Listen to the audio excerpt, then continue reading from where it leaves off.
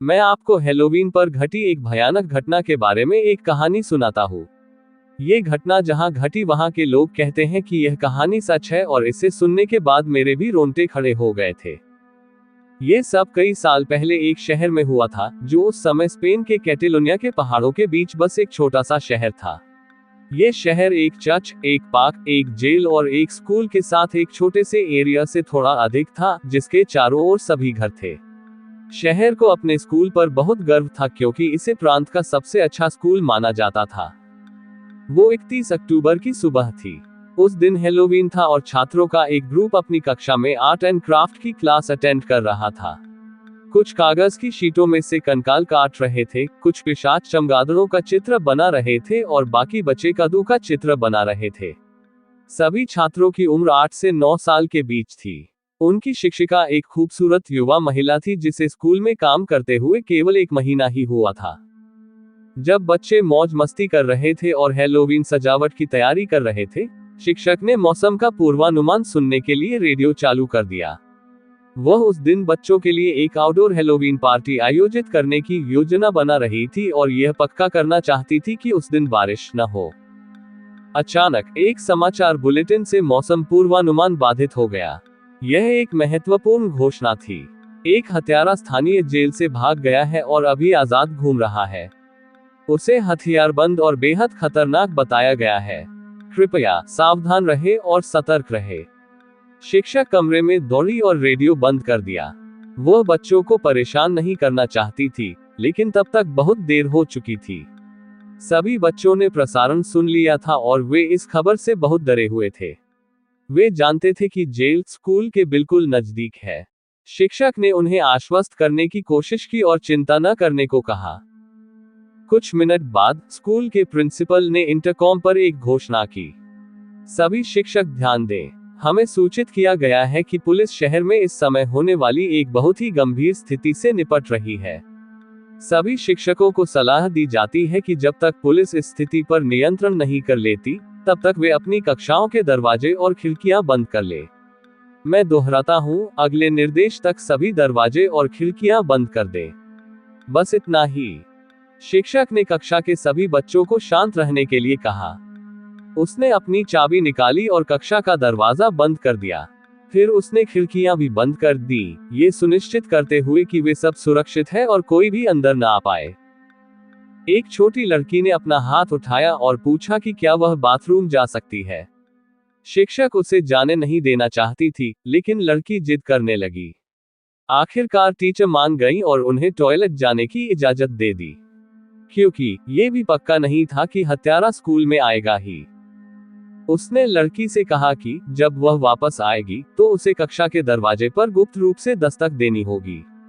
तब उन्हें पता चल जाएगा कि यह वही है और वे उसे वापस अंदर आने दे सकते थे। कोड 3 टैप और 2 स्क्रैच था। Tap tap tap, scratch scratch.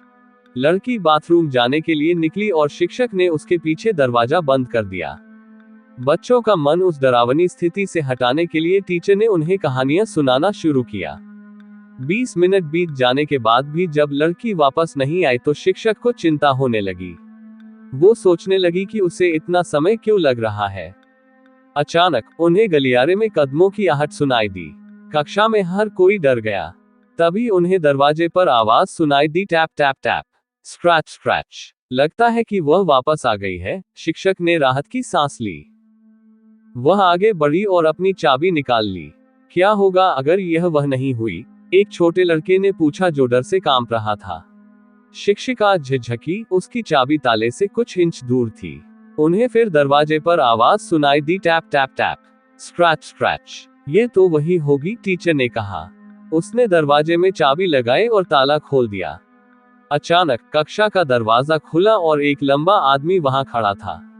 उसके दाहिने हाथ में चाकू था और बाएं हाथ में उसने छोटी लड़की का कटा हुआ सिर पकड़ रखा था।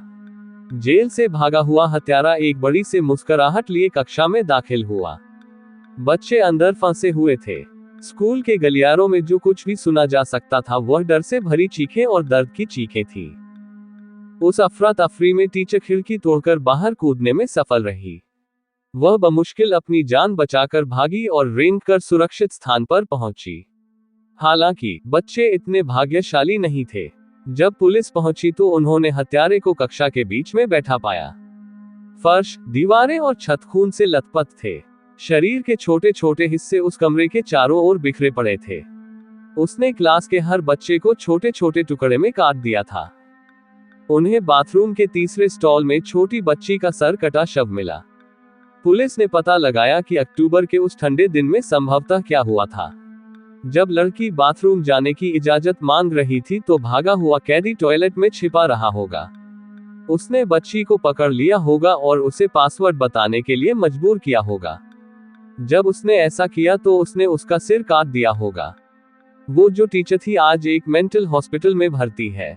वह इस घटना से कभी उबर नहीं पाए और बार बार बस यही दोहराती है, tap tap tap, scratch scratch. School अब बंद कर दिया गया क्योंकि माता पिता ने अपने बच्चों को वहां भेजने से इनकार कर दिया है। उस घटना के बाद से उस स्कूल को वैसे ही छोड़ दिया गया था जैसा वह था।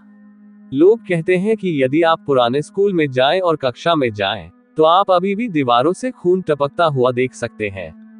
यदि आप में साहस है तो आप बाथरूम भी जा सकते हैं। बस 3 बार टैप करें और तीसरे स्टॉल के दरवाजे पर 2 बार खरोचें, फिर इसे खोलें। आप शौचालय में बैठी छोटी लड़की का सिर कटा शरीर देखेंगे। तो दोस्तों, मैं उम्मीद करता हूँ आपको ये जानकारी पसंद आई होगी। अगर आपको कहानी पसंद आई तो मेरे चैनल को लाइक एंड सब्सक्राइब करें और अपना सपोर्ट दें। मेरे चैनल पर और भी इंटरेस्टिंग कहानियां और जानकारियां आपको मिलेंगी, तो सब्सक्राइब करें और कहानियां एंजॉय करें। जय श्री राम।